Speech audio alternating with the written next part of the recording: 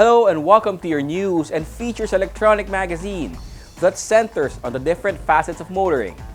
Now on its 34th year, this is Motoring Today. I'm Ray Louie Gamboa. And I'm Susie Gamboa. Here are this week's features to watch out for.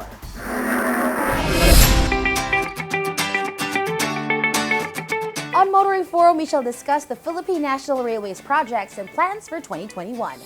Our road safety reminder on the Young Street Smarts portion centers on the proper and safe way to treat pedestrian lane users. This week's Spying to Bear shall be about the impropriety of playing loud music in PUVs. The public service segment centers on MV owners' sentiments on the mandatory use of child car seats. Showcase this week shall have the compact sedan from Kia, the Forte 1.6 Turbo GT. While for race weekend, we'll look back at the inaugural race of the 2020 Super Sprint Series.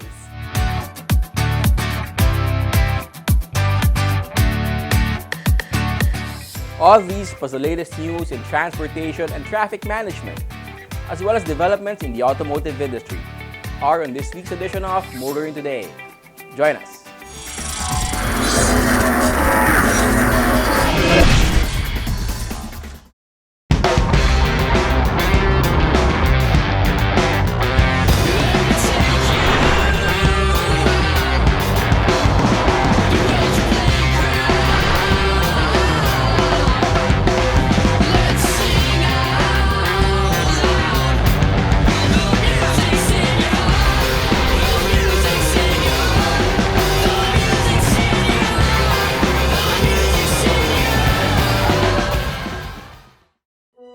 I think my dad is secretly a superhero. He's the coolest, smartest, strongest person alive.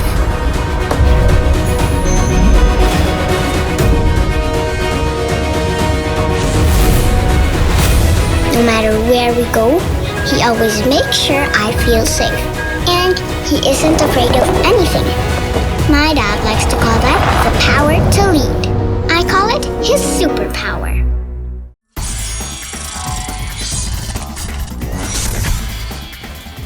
Welcome back to Motoring Today. Here now are the latest news and developments in the country's transportation and traffic management. The Department of Transportation's plan to modernize and increase the number of trains and LRVs of the country's railway systems are slowly but surely coming to fruition. The first set of the fourth generation light rail vehicles, or LRVs, for the LRT-1 and LRT-1 Cavite Extension project has arrived from Spain.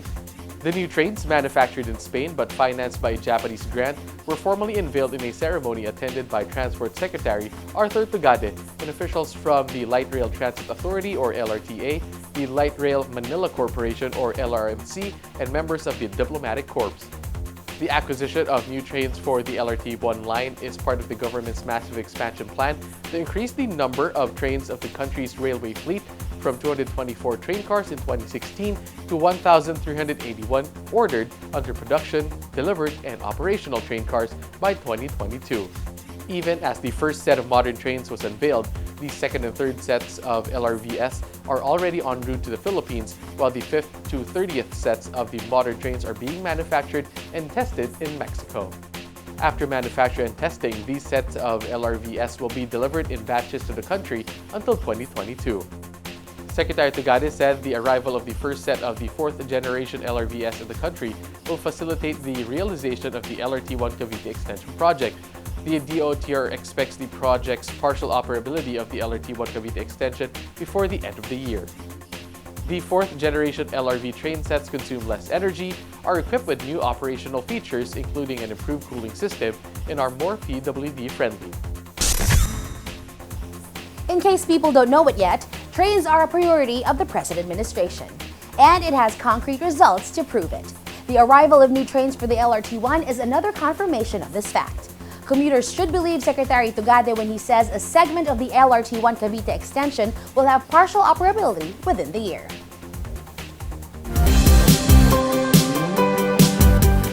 Meanwhile, another evidence of the government giving trains priority for development is the PNR modernizing its fleet with trains from Indonesia.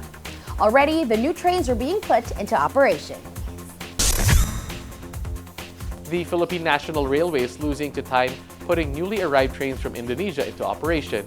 Already, the 3 new diesel hydraulic locomotives, or DHL, with 15 passenger coaches the PNR acquired from Indonesia have been put through the inaugural run. The ceremonial class assignment and inaugural run from the PNR de la Rosa station in Makati to the Tutubad station in Manila was witnessed by Transport Secretary Arthur Tugade, PNR General Manager Jun Magno, and representatives from the Indonesian Embassy in Manila, PT Inca, which manufactured the trains. The DOTR said the new train sets will be used for the PNR's Metro commuter line, which runs from the Tutubad station in Manila to Los Baños in Laguna. With the new train servicing the PNR Metro commuter line, the DOTR expects to serve 140,000 passengers daily. Aside from acquiring new trains, the PNR has increased the number of its stations from 25 to 34. During the inaugural run, PNR General Manager Jun Magno said the present administration has implemented more railway projects, assigned more classes, introduced new innovations, acquired new generation rolling stocks than other past administrations. The new train sets from Indonesia have a maximum design speed of 120 kilometers per hour and have high clearance to allow passage through flooded tracks. The PNR appears to be on track to become a safe, reliable, comfortable, and modern transport mode for the masses. And many hope still affordable even with all the modern trappings. Continuing, the DOTR is getting closer to establishing a cashless fare collection system for urban transport. A conglomerate involved in telecommunications and information technology infrastructure, Dito CME, has presented to the DOTR a proposed solution for a cashless fare collection system for public transportation in urban areas. Called AutoPay, the solution was presented recently in a step-by-step proof of concept or POC activity held at the Parañaque Integrated Terminal Exchange. The solution features an e-wallet that can be used as a fare media to pay cashless contactless experience and a kiosk machine to purchase a trip ticket for the transport journey. After the POC presentation of AutoPay, the DOTR's Automatic Fare Collection System Program Office will then be sampled to a small group of commuters.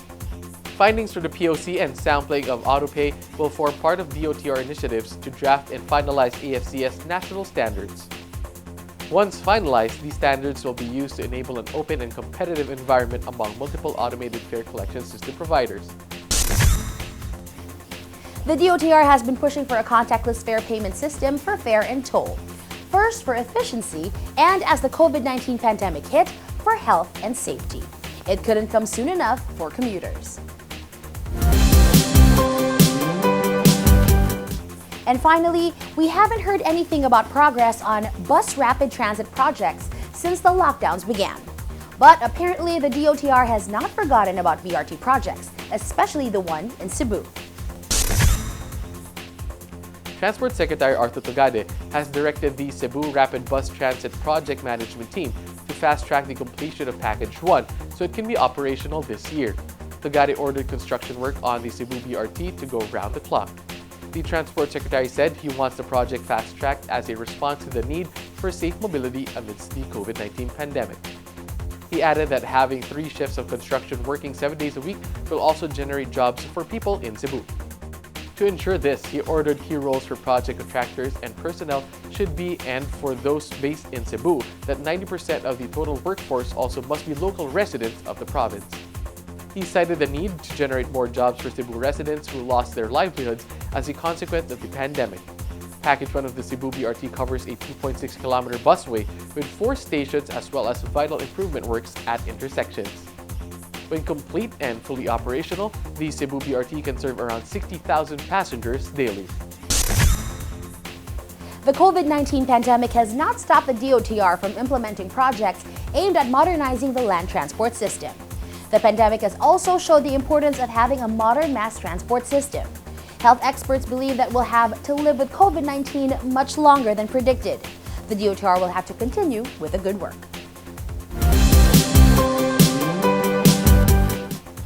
Those are the latest news and developments in the country's transportation and traffic management.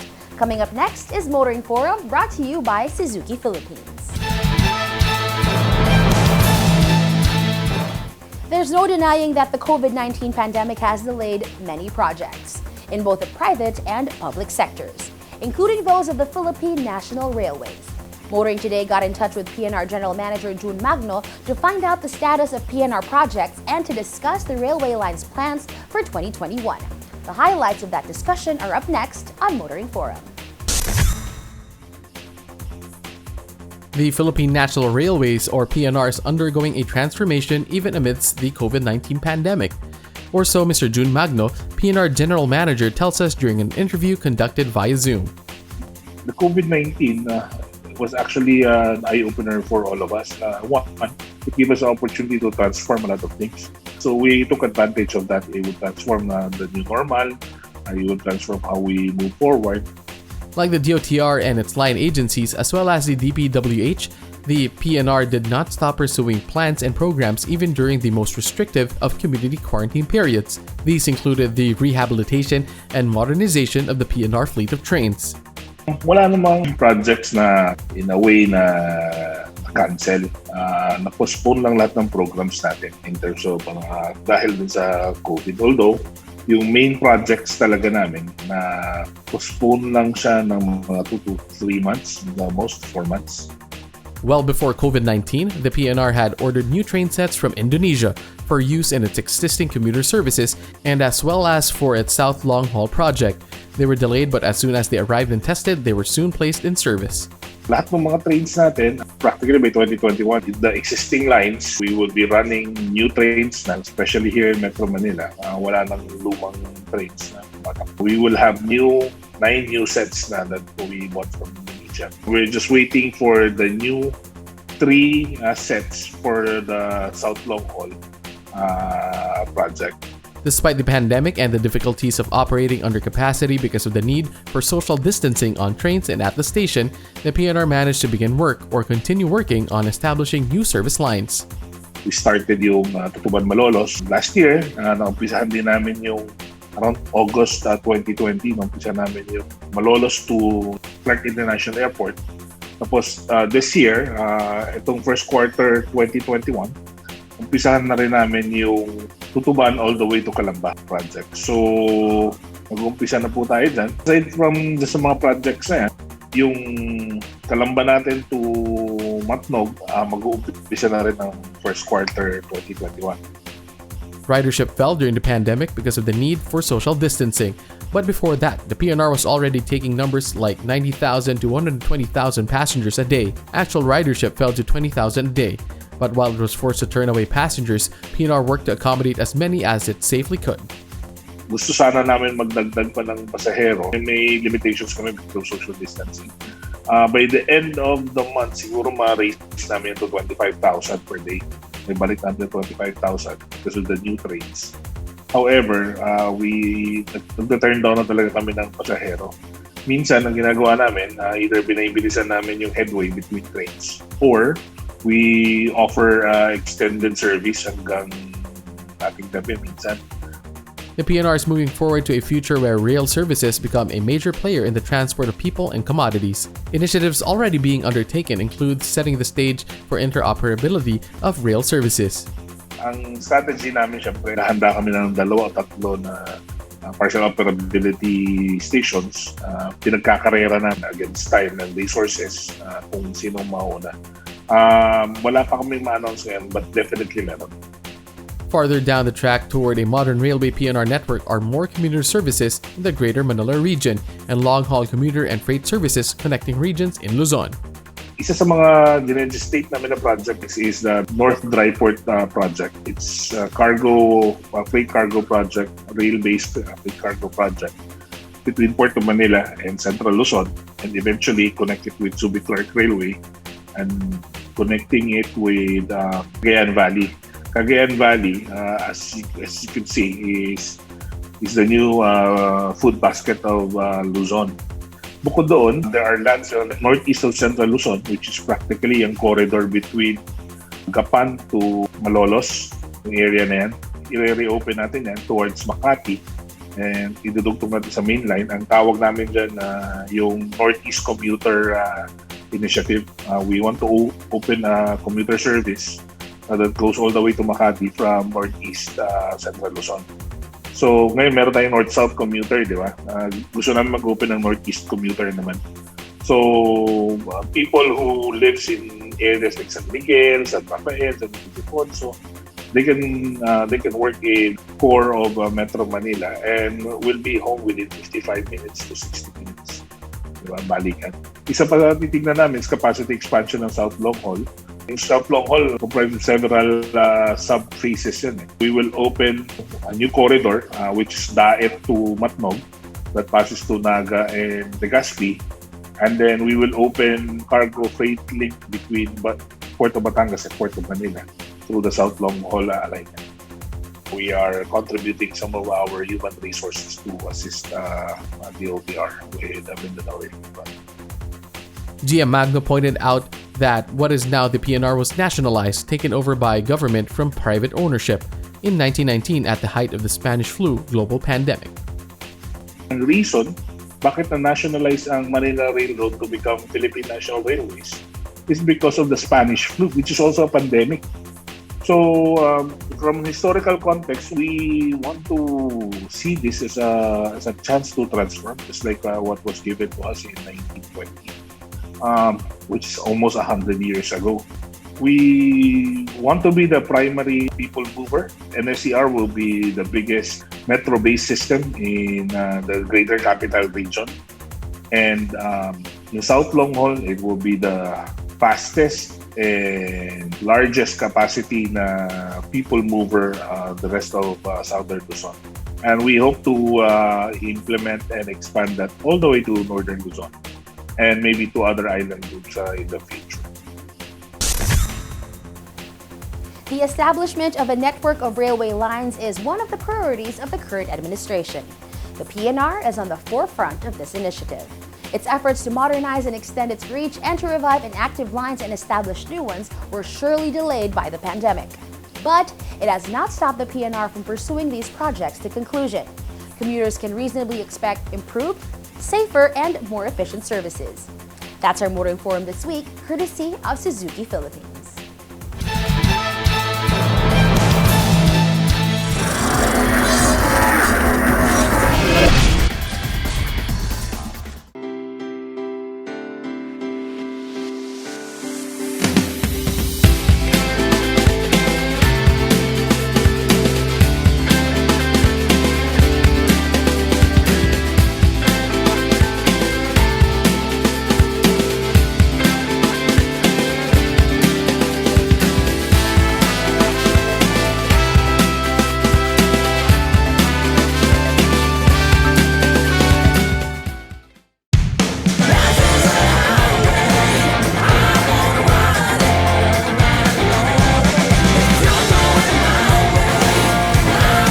Live extra with the new Mitsubishi Xpander Cross.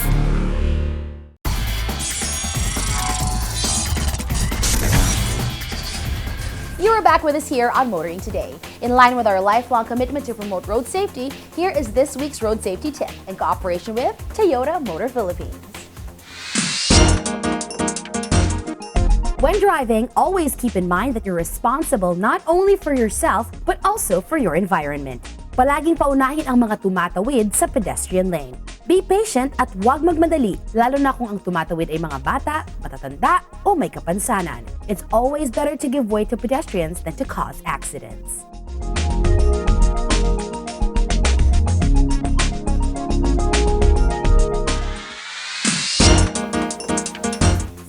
Continuing with this week's edition of Motoring Today, let's now focus on proper driver's demeanor, especially for those driving PUVs. From Mitsubishi Motors Philippines, here is Spying Chuper this week. Payong chopper lang kaibigan, ako si Daniel Villegas, isang kapwa nyo chopper. Iwasan po natin ang pagpatugtog ng sobrang lakas ng musika sa ating sakyan, lalo na habang ito'y tumatakbo sa daan. Dapat nating malaman na ang pagpapatugtog ng loud music sa loob ng sasakyan, pampasahero man ito o pribado, ay di lamang nakakapwerhisyo. Ito rin ay delikado. Kapag tayo ay nagpapatugtog ng malakas, ito ay nagdudulot ng ingay at nakakaabala rin sa ibang tao. Ang atensyon natin ay nababaling sa musika at hindi sa pagmamaneho natin. At kung tayo ay distracted, hindi tayo alerto sa mga nangyayari sa ating kapaligiran. Kapag ito ang nangyari, di lamang ikaw ang madidisgrasya, pati na rin ang ibang motorista. Kaya palaging tandaan, habang tayo ay nagmamaneho, lagi tayong alisto sa ating paligid. Ito po si Daniel Villegas, payong chopper lang kaibigan mula sa isang kapwa nyo chopper.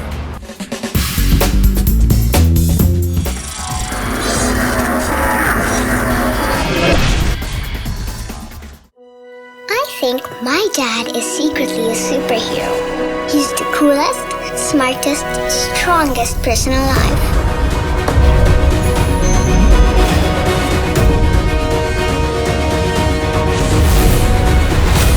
No matter where we go, he always makes sure I feel safe. And he isn't afraid of anything. My dad likes to call that the power to lead. I call it his superpower. Your city is about to change. Are you ready? Ready to rise?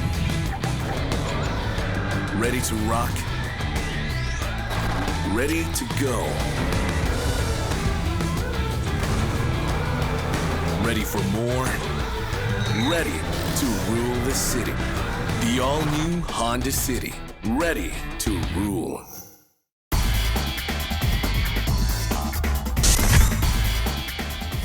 Welcome back to Motoring Today. World of Motorsports is next. We start with the latest news and developments. After a year of no rallycross race due to COVID-19 pandemic, the organizers of the Philippine Rallycross Series held a shakedown race for its regular rally drivers and participants. The session was held at the Clark Global City last January 24 and was attended by a good number of the sports enthusiasts. PHRX organizers also announced that this 2021, in line with the FIA and to honor previous season's champions, car numbers 1 and 2 will be reserved to Group 3 champion AAP Driver of the Year and Group 2 champion Golden Wheel awardee, respectively. Aside from safety protocols in the race itself, health protocols were also observed during the event. More in the world of motorsports here on Motoring Today, as we now give you Race Weekend.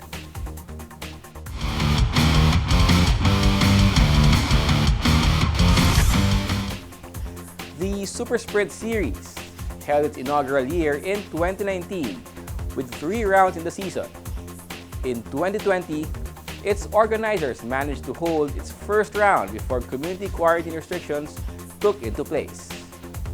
Let's look back on this. Watch this.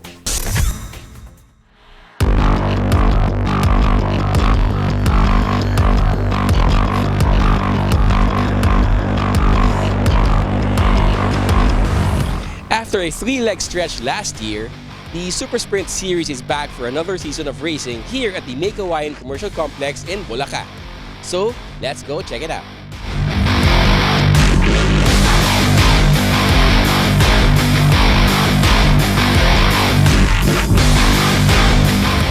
After just holding 3 rounds in its inaugural year, the Super Sprint Series appears to have gained enough of a following to hold more rounds in its second year. It has succeeded to draw lots of entries from ranked amateurs to intermediate drivers, many out to enjoy the experience of racing in a safe, controlled environment, others looking to discover whether they have the talent and aptitude to be competitive in the sport. The Super Sprint Series may also have been discovered by the more serious racers as another venue for honing their skills in preparation for competing in other more established and competitive series. Among them is Ryan Blanc. Okay, so we're here with one of the most consistent drivers that we have for PAX, for slalom, for super sprint, you name it, Mr. Ryan Blanc. Hi, Ryan, thank you for joining us. Thank you for having me at here at Super Sprint. Yeah, so can you just give us your thoughts about the super sprint series as a whole? May nakikita ka bang difference or is it somewhat the same as what you drive in PAX and with slalom? Dito po sa Super Sprint, mas madali siya compare dun sa Philippine Autocross. So, ang ano lang namin is mas ma-practice pa namin yung driving skill namin. Then yung mga kasama ko rin sa team, inaano ko rin sila na ma-push pa yung skill nila dito sa Super Sprint para in preparation syempre para sa mga ibang events like Philippine Autocross and Slalom. Yung PAX, nagkakaroon din ng races dito sa May Kawayan eh. So, gaano ka different yung course na ginagawa dito compared to sa PAX? Dito sa Super Sprint, madali yung track kasi ano lang, yung racing line mo hindi complicated unlike Philippine Autocross. Susundan mo lang talaga yung mga cones din, yung mga chicane. Basic lang talaga yung track. Unlike dun sa Philippine Autocross, head to head din kayo maglalaban. And yung design, mas madali, lalo na sa mga beginners. Alright, Mr. Ryan Blanc, hope to see you on the next legs of PAX and of course Slalom. Thank you very much. Thank you po sa Motoring Today.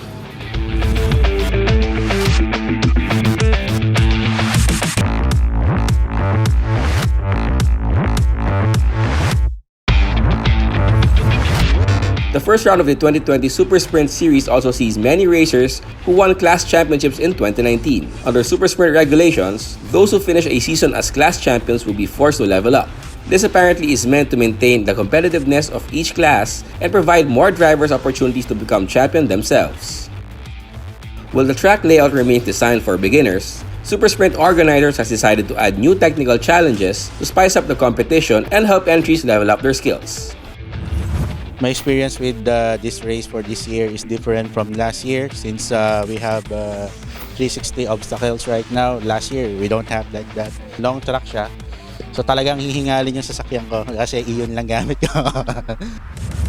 The Super Sprint Series also has drawn entries from racing families like Ricardo Di Liaco and Pauline Bautista, who both pointed to respective fathers as their main influencers. I grew up in a racing ganito. So parang I wanted to continue dad's steps kasi syempre si Kuya, he's getting old too. My dad and my uncle, I saw how they drive and I want to be like them. Kaya nag-join ako sa mga autocross. I want to enhance my skill and hopefully become like them someday. Teeners Pauline and Ricardo competed in the same class and category in 2019, but found themselves bonding over their love for motorsports. It's actually fun kasi parang bonding na rin yun eh. So syempre, iba talaga pag parehas kayo ng passion. Then support mo pa yung isa't isa. Nabibuild rin yung pagiging competitive sa isa't isa. This year, Pauline hopes that not competing in the same class as Ricardo would allow her to shine more in Super Sprint. Sa Super Sprint kasi siya kalaban ko. Since ngayon kasi, hindi ko na siya kalaban. So parang medyo confident na ako. Like many of the Super Sprint entries this year, both expect to be active players in the series to provide more seat time in competition and improve their driving chops. Still enhancing my skills pa kasi. So parang another way of practicing autocross. Like same as sa PAX, ganun. I still want to learn and we learn new things every day. And what are their expectations from another season of Super Sprint? Hopefully, at least 10 rounds or 10-9 rounds usually kasi. Like sa PAX, ganun.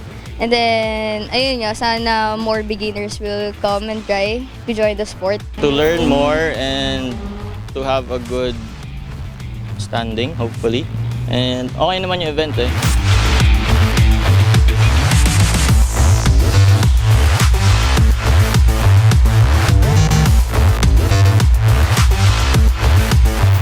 That's it for our coverage of the first round of the Super Sprint Series for the year 2020.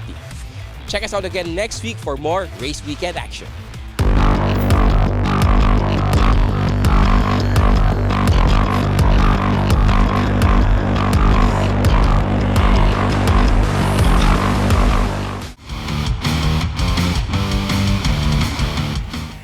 There are many young people falling in love with and while racing. The Super Sprint Series is a testament to this.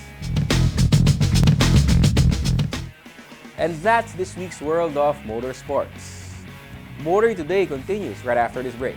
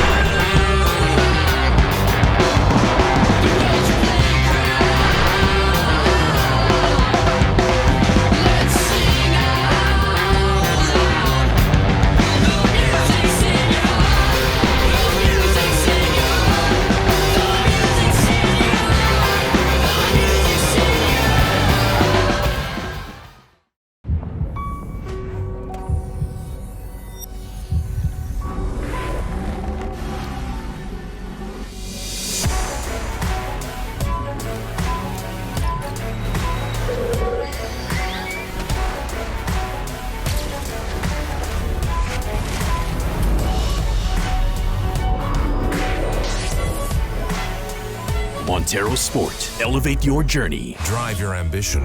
Mitsubishi Motors.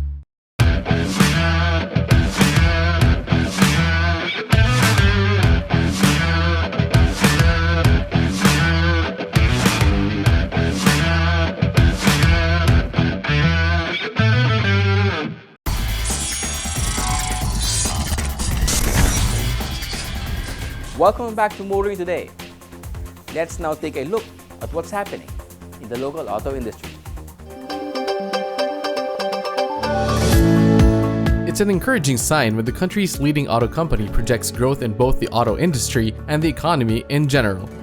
In a press statement, Toyota Motor Philippines President Atsuhiro Okamoto said Toyota sold 100,019 vehicles in 2020, a 41.3% share of the 242,000 vehicles sold by the entire industry. That the industry sold nearly 250,000 vehicles during a pandemic was a sign of incredible resilience, said Okamoto.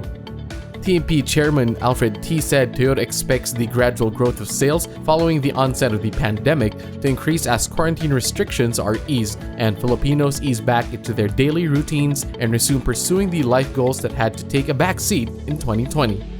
He also cited as reasons for optimism the new developments regarding a COVID-19 vaccine, as well as the continuous construction of new roads and highways, which will enable economic recovery efforts and bring more joy to driving. Toyota also welcomed the Board of Investment's consideration on the extension of the Comprehensive Automotive Resurgence Strategy or CARS program after the pandemic impacted car manufacturing and sales. Toyota said that as the industry's biggest player, it has the responsibility to help push the local automotive industry forward and steer the country towards economic recovery. The automotive industry provides mobility for all of us, and when we talk of the automotive industry, this does not only cover vehicle production and sales, but includes parts, logistics, and public transportation, said T.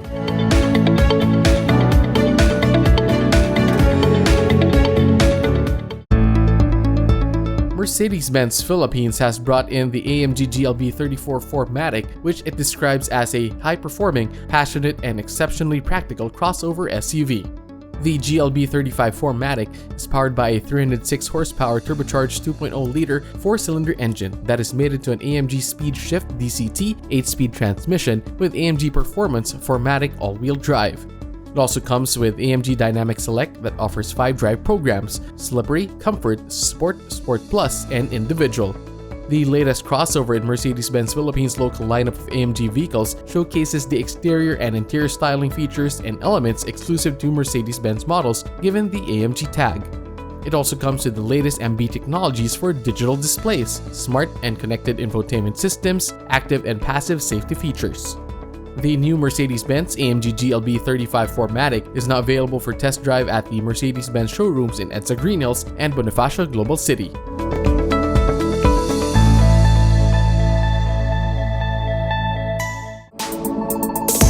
MG Philippines has opened a new web portal, buyandmg.com, where one can reserve and purchase one's dream MG.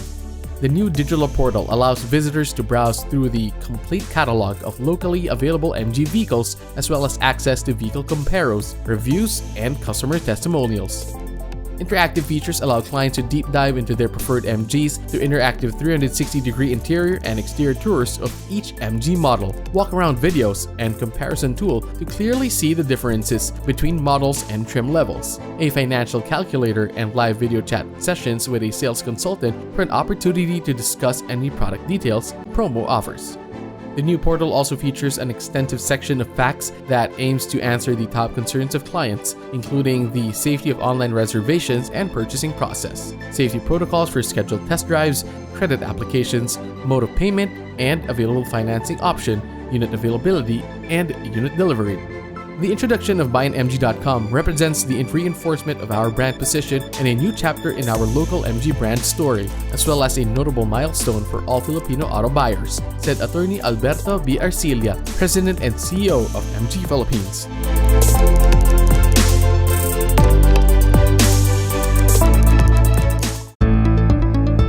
The arrival of the Chinese New Year will bring fortune to Jaguar and Land Rover buyers. All British Cars, the authorized dealer of Jaguar Land Rover vehicles, parts, and accessories in the Philippines, offers great savings for buyers heading into the Chinese New Year.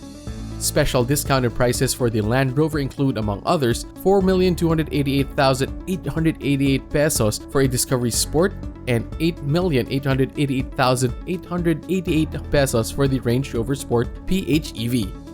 Chinese New Year deals for Jaguars include, among others, 3,888,888 pesos for the XC and 4,088,888 for the SUV F-Pace. The offers remain valid until February 28, 2021.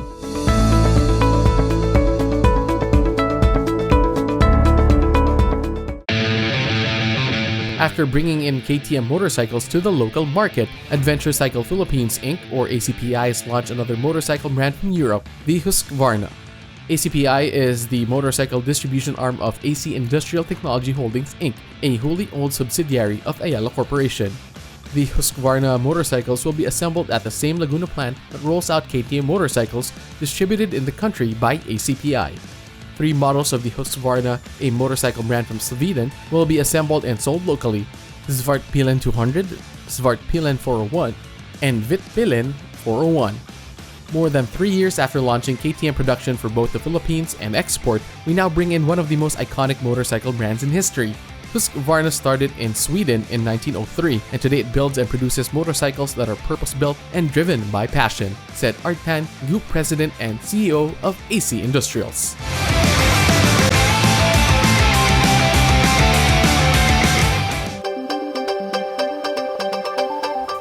Motor Today now brings you our Car of the Week on Showcase, courtesy of Prudential Guarantee. More people may be buying crossovers, SUVs, and MPVs, but there's still a huge market out there for fun-to-drive sedans. Showcase takes a look at one from Kia, the Forte 1.6 Turbo GT automatic transmission.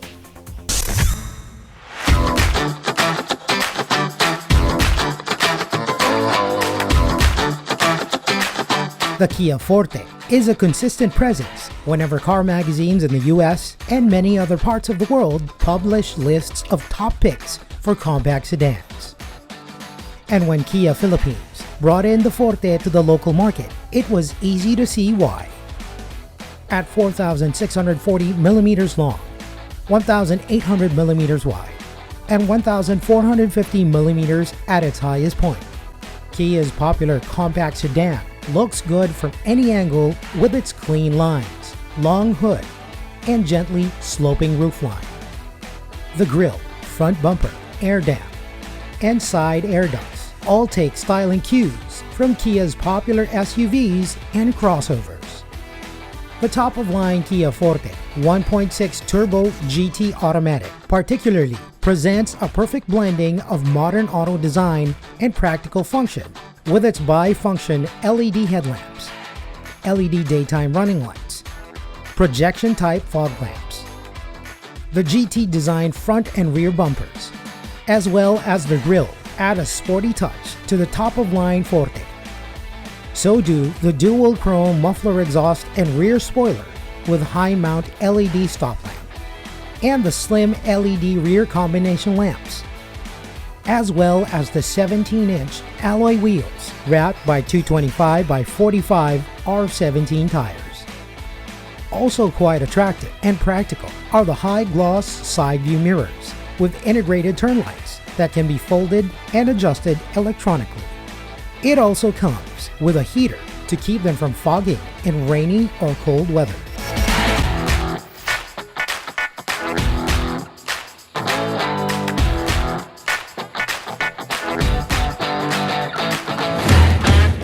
One gets into the Forte 1.6 GT Turbo Automatic with smart keyless entry system to be welcomed by a spacious cabin with leather seats for 5.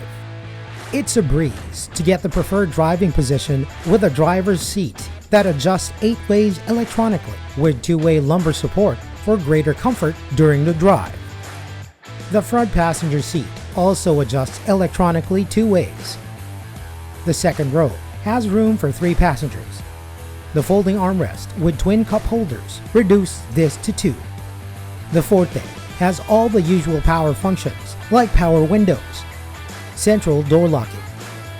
It comes with a sporty but rather classy instrument cluster with standard analog speedometer and tachometer, plus a 3.5-inch LCD multi-function display. One also finds the usual amenities like sunglass case, overhead console lamp, room lamp, console box, multi-cup and bottle holders. The Forte 1.6 Turbo GT Automatic comes with more electronic chroming rear view mirrors, 3-spoke leather steering wheel with paddle shifters and controls for audio and Bluetooth functions, aluminum brake and accelerator pedals. The top-of-line Forte also features dual-zone automatic air conditioning with rear vents. The infotainment system features an 8-inch touchscreen display with AM/FM radio, CD and MP3 player, USB and aux-in ports, 4 speakers plus 2 tweeters, and comes with Bluetooth, Apple CarPlay, and Android Auto. Driving the Kia Forte 1.6 Turbo GT Automatic can be comfortable, convenient, and fun. It's got a push-start system using an illuminated start button. The leather-wrapped steering wheel tilts and telescopes. The motor-driven power steering system provides good feedback.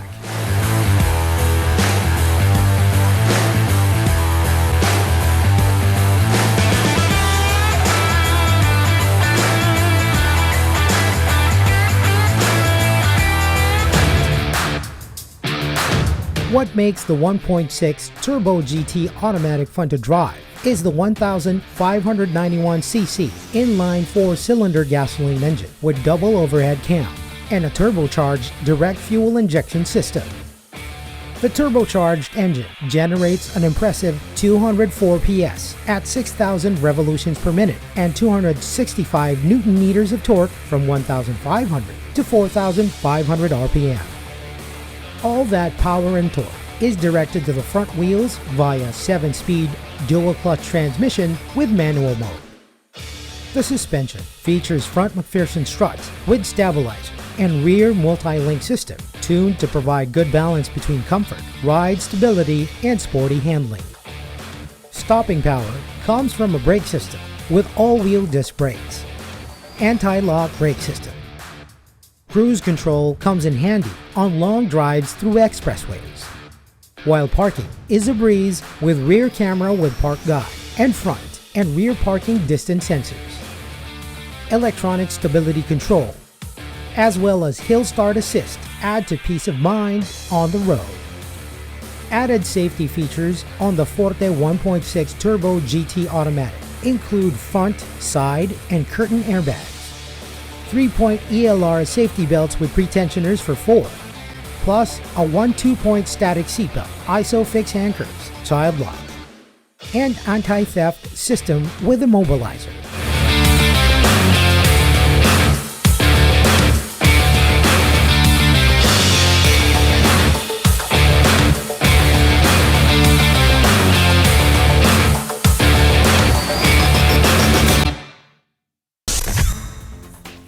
The Kia Forte, especially the 1.6 Turbo GT automatic transmission, should be among the first options to check out for those looking to buy passenger sedans.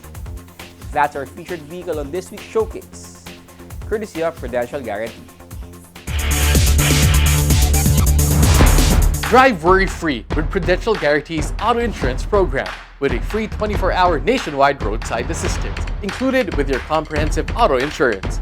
Rest assured, we'll take care of you and your car wherever you are.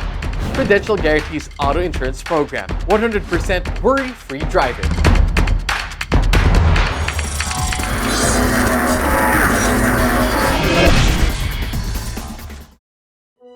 I think my dad is secretly a superhero. He's the coolest, smartest, strongest person alive.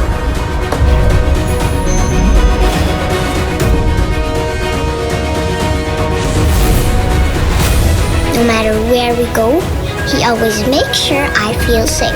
And he isn't afraid of anything. My dad likes to call that the power to lead. I call it his superpower.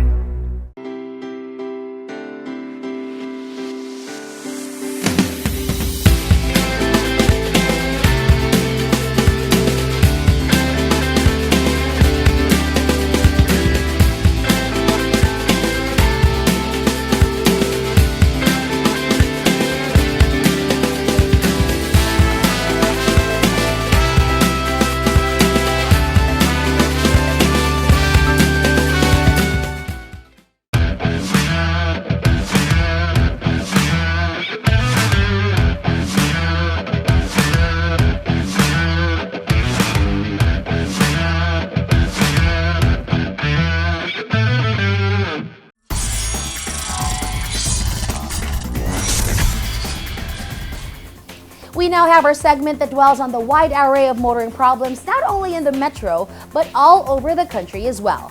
This is where we present problems referred to us or we ourselves see and hope to fully find solutions for.